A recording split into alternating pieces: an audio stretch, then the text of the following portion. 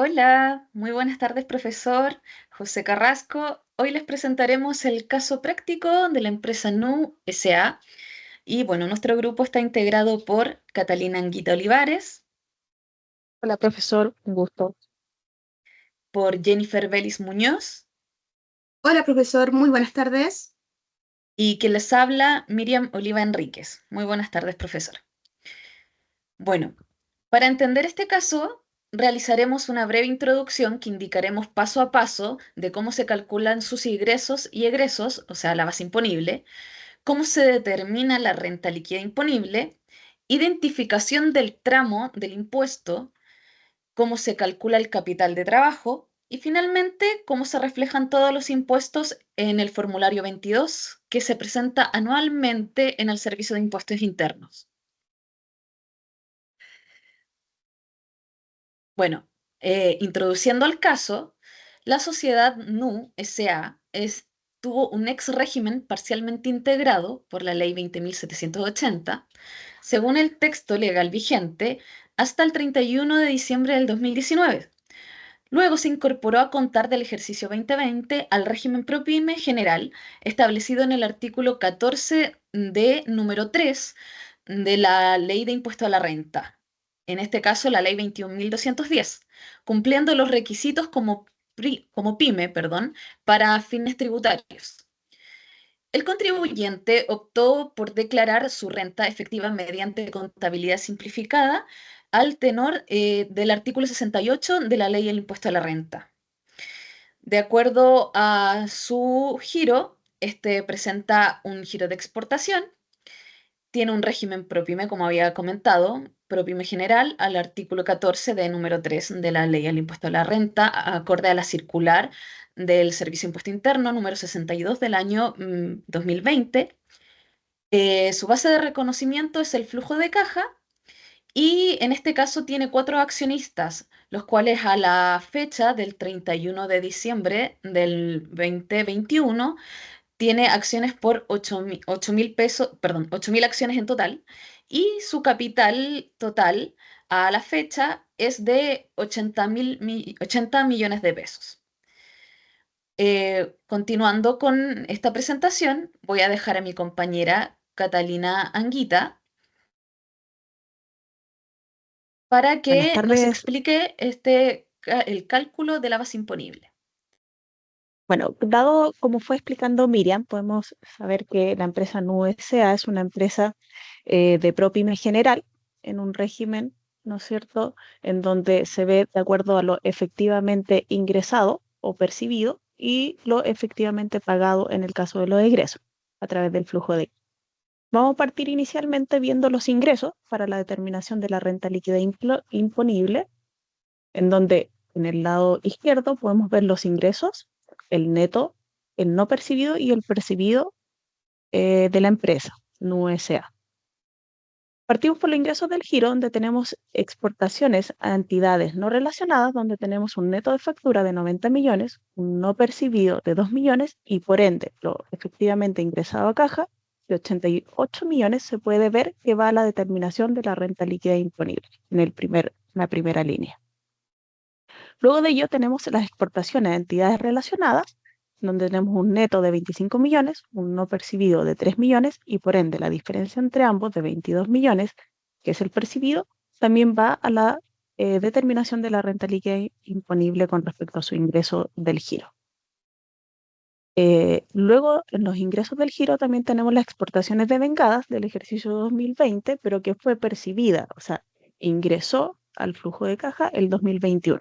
Y por ende se puede ver en la determinación de la renta líquida los 10 millones, lo que da un total de ingresos del giro de 120 millones. Adicional a ello, tenemos otros ingresos como son la venta sin IVA de activo fijo, que fue percibido de 1.800.000 pesos, el valor de enajenación de acciones, son 100 acciones, lo cual dio un percibido de 10 millones de pesos. Y tenemos un reajuste de PPM dado por el IPC que aumentó de 150.000 pesos a 163.000 pesos, lo que da un incremento de los 13.000 pesos. Esto nos puede dar un total de ingresos para la determinación de la renta líquida imponible en este régimen ProPyme general de 131.813.000 pesos. Luego de ello, como ya vimos los ingresos, vamos a pasar a ver los egresos para este tipo de empresa que viene siendo una ProPyme general, 14 de número 3. ¿Qué pasa con los gastos? Los gastos se aceptan solo cuando se pagan, o sea, cuando se desembolsa ese dinero de la empresa en el periodo que estamos viendo, que es el año 2021, y que cumpla las reglas, ¿no es cierto?, del artículo 31 de la renta líquida imponible. ¿Qué ingresos tenemos? Tenemos la adquisición de existencias del 2021 pagadas, tenemos el neto, tenemos el adeudado y por ende los 20 millones que viene siendo lo pagado es lo que va a la renta líquida imponible. En este régimen, como bien les mencionaba, régimen ProPyme 14 de número 3, se permite el tratamiento simplificado y por ende se puede deducir el desembolso pagado, el gasto inmediato en el flujo, según la circular 62 del año 2020. Para los activos fijos, que es el punto siguiente, donde tenemos un neto de 11 millones y un pagado de 11 millones, que es la segunda línea en el egreso de la renta líquida imponible. Adicional a ello, tenemos las existencias adquiridas durante el año 2020, pero que fueron pagadas efectivamente durante el ejercicio del 2021 de 3 millones de pesos. Junto con ello tenemos un costo de adquisición de acciones que se realizó el año 2021 de 7 millones de pesos, que también va a los ingresos de la renta líquida imponible. También tenemos las remuneraciones pagadas, podemos ver ahí que el valor es bruto, tenemos un neto de 14 millones, un adeudado de 1.200.000 y por ende un pagado, que es la diferencia de 12.800.000 pesos que va a la renta líquida imponible en los egresos. Con respecto a los honorarios, podemos ver que el gasto es el bruto, ¿ya? La retención, que en el año 2021 correspondía a un 11,5%, no es un gasto adicional para la empresa, sino un monto que se retiene y se entera mensualmente al servicio de impuesto interno. En ese punto podemos ver que el valor bruto es de 2.787.500 pesos, que es lo mismo que fue pagado y se va a la renta líquida imponible. Junto con ello tenemos los intereses por préstamo pagado, que es un gasto financiero aceptado según el artículo 31, que corresponde a 1.750.000 pesos, que es lo efectivamente pagado. Y junto con ello también entran los incobrables, que cumple con respecto al artículo 31, número 4, en donde permite deducirlos, ya que cumple con una antigüedad de más de 365 días, que en el caso lo deja explícito. Los impuestos únicos y el impuesto de primera categoría no aplica para egreso de la renta líquida imponible. Por ende, el total de egresos dado es de 60.337.500 pesos. Podemos ver abajo en la misma presentación donde podemos recopilar el total de ingresos para la renta líquida imponible de 131.813 pesos, 813.000 pesos, y el total de ingresos que vimos recién de 60.337.500, lo que nos da una renta líquida imponible al 31 de diciembre del 2021 de 71.475.500 pesos. Ahora les doy a continuación con mi compañera Jennifer, quien les va a mencionar la determinación de la renta líquida imponible. Bueno, para la determinación, ¿cierto?, de la renta líquida imponible para un régimen ProPyme general, tal como ya nos comentó nuestra compañera Catalina, en el año 2020, ¿cierto?, tributan, ¿cierto?, las empresas con el 10%, ¿ya? Según lo que nos informa la página del Servicio de Impuesto Interno. Dice, tasa de impuesto de primera categoría, 10% para las rentas que se obtengan durante los años comerciales 2020, 21 y 22. Por lo tanto, en resumen, para determinar la RLI, el total de ingresos fue de 131.813.000 pesos. Los egresos fueron 60.337.500 pesos. Entonces, la renta líquida imponible, tal como lo comentó Catalina, fue de 71.475.500 pesos. Esta ya es nuestra base imponible, ya determinada. Pero esta base tributa al 10% según los que nos indica la ley, ya la tasa de impuesto. Entonces, si multiplicamos los 71 millones por el 10%, nos da 7.147.550 pesos. Ahora tenemos los PPM que se pagaron mensualmente a través del formulario 29, lo cual es obligatorio para todas las empresas que sean de primera categoría. El monto total fue, según el caso, de 163.000 pesos. Si restamos, ¿cierto?, el impuesto, le deducimos, ¿cierto?, los 163.000 pesos, nos da un monto a pagar, ¿cierto?, de 6.984.550 pesos. Esto, ojo, no se considera el reajuste, dado que nosotros cuando presentamos la renta, en este caso sería en el año 2022, se debe calcular el reajuste según IPC. Ahora, ¿cómo lo ubicamos o cómo se ubica en el formulario 22? Ya tenemos el cuadrito, lo revisamos caso a caso, como nos explicó Miriam, nos explicó Catalina, cómo se determinaba la renta líquida imponible, cuál era el impuesto de primera categoría y cuál era el monto, ¿cierto?, que teníamos que pagarle al servicio de impuesto interno. Acá lo vamos a indicar.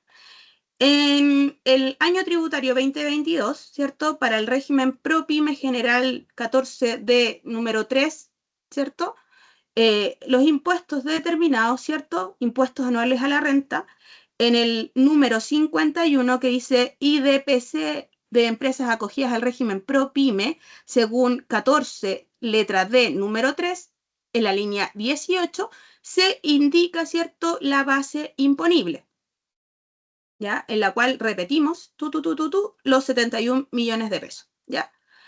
En la línea número 20, se calcula automáticamente el 10%, ¿cierto?, de nuestro impuesto de primera categoría, ¿ya?, que son los 7.147.550. Luego nos vamos a las deducciones. ¿Qué deducciones tenemos acá? Lo que pagamos mensualmente en el formulario 29, que te lo trae automáticamente el formulario 22, que es el PPM, obligatorio para la primera categoría, para todos los contribuyentes de primera categoría. Pagos provisionales según el artículo 84 y 14 de número 3, 163.000 pesos, lo cual se repite en el código 849, y la diferencia de estos dos códigos, ¿cierto?, aquí te da un más, un menos, lo restamos y llegamos, ¿cierto?, al resultado de la liquidación anual al impuesto a la renta, la cual es de 6.984.550. Ese es el resultado tal cual como lo dedujimos, ¿cierto?, en la determinación de la RLI. Entonces, el monto con el reajuste, ¿cierto?, cuando nos toque pagar, debería ser un delta con el IPC, ¿ya? Ahora vamos a revisar lo que es el capital propio. La empresa, ¿cierto? Toda empresa debe calcular su capital propio, tributario simplificado, que funciona como un control del patrimonio. La empresa, ¿cierto?, indica en su enunciado que parte con 166 millones de pesos al inicio. Si se suman, aquí podemos verlo, capital propio tributario simplificado, ¿cierto?, al 31 de diciembre del 2020. Se suman, ¿cierto?, la renta líquida imponible del ejercicio, que son los 71.475.500 pesos, más los dividendos percibidos durante el ejercicio históricos, ojo, 700.000 pesos. Gastos rechazados, según el inciso número 1, no afectos, ¿ya?, que son 2.900.000 pesos, lo cual esto, ¿cierto?, se resta. Y también restamos los dividendos distribuidos durante el ejercicio histórico. Aquí también lo menciona el ejercicio en donde dice que se reparten 6 millones por cada socio, los cuales son 4, si lo multiplicamos nos dan los 24 millones de pesos.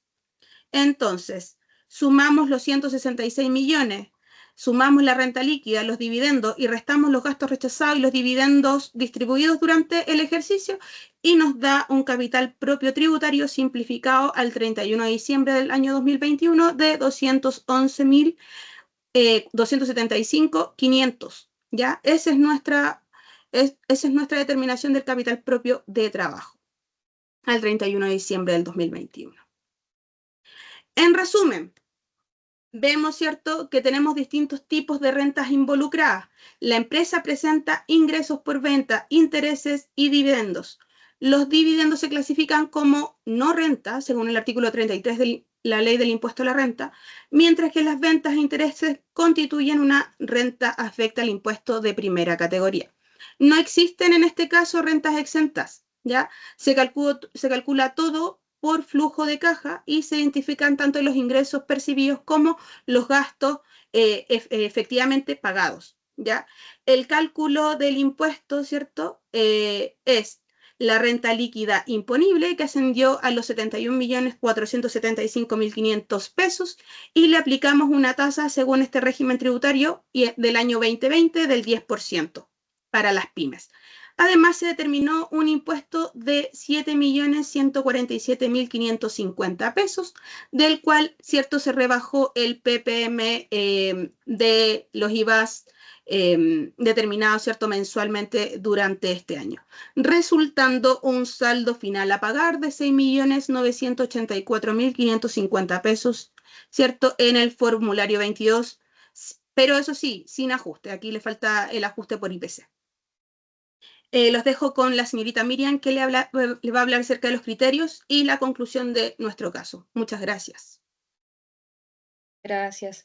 Claro, acorde a todo lo que decía, perdón, Jenny y Catalina, bueno, en este caso se aplicó el régimen ProPyme general del 14 de 3 de la ley del impuesto a la renta, esta normativa sobre sus ingresos percibidos y no renta según la ley del impuesto.